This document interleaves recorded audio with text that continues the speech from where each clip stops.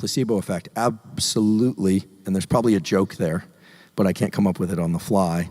How would I know if it's real? Something like that. So the placebo effect is real.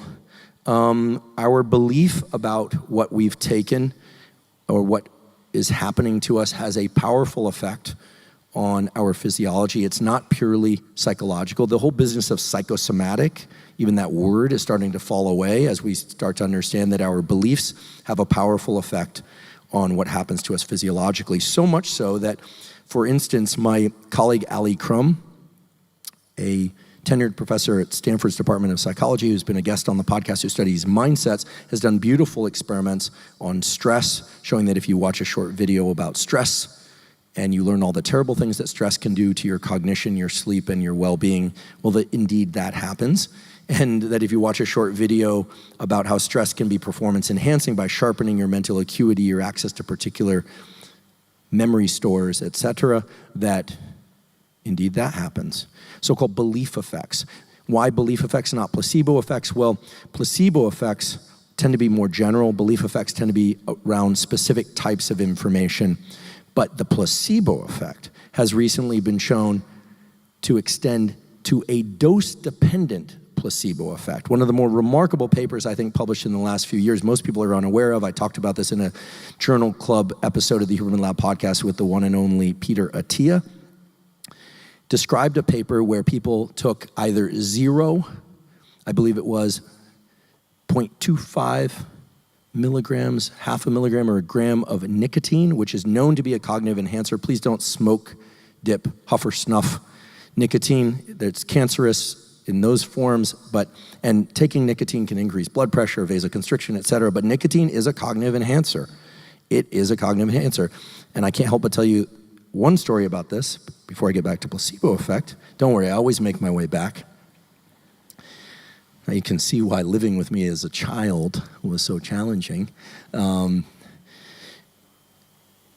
Nicotine, I was told by a very, very famous Nobel laureate member of the neuroscience community, because I visited his office, I won't tell you who it is, at Columbia University.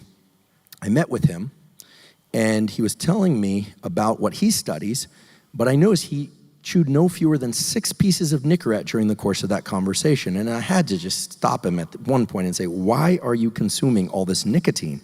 And he said, well, it's what's going to allow me to stave off Parkinson's and Alzheimer's, of course, and I don't want to smoke. And I said, really? And he said, yeah, there's some evidence that keeping levels of neuromodulators like dopamine and acetylcholine elevated despite the increases in blood pressure that are caused by consuming nicotine may indeed offset Parkinson's and Alzheimer's. I'm not telling you this as a clinical trial. I'm telling you this as anecdata. He is a Nobel Prize winner. He's still very, very sharp in his 80s. The point here is that in a study of nicotine and cognition, where people's cognition is indeed enhanced by nicotine, everybody knows that and agrees upon that, people who were told they had a higher dose of nicotine performed better in this cognitive task when in fact they consumed 0. And people who performed moderately, who were then told that they had consumed a higher dose of nicotine, performed better than those that simply consumed the moderate dose and were told they had a moderate dose. In other words, everyone gets the same dose, either 0 or moderate, but depending on what you're told, your performance changes accordingly. And that's cool, but what's really cool about the study is they actually recorded from brain centers of these individuals, and the levels of activity in particular areas of the brain that are relevant for cognition changed according to what the people believe. So there you go. Placebo effect is changing neural activity. It's not all just through what you think is happening. What you think is happening is the reflection of neural activity, and then you go, well, of course. But I think it's an important study. So I believe in the placebo effect, and it is dose-dependent, and that raises all sorts of scary concerns about the placebo effect, but it's also pretty darn cool, because what it means is that our belief system, including our understanding of the mechanisms that are likely driving certain effects of drugs or protocols or what have you, is going to play a powerful role in whether or not we get the effect that we want. And perhaps that's the most important thing, provided that you're going about it safely. How do I enter the rest and digest state and exit my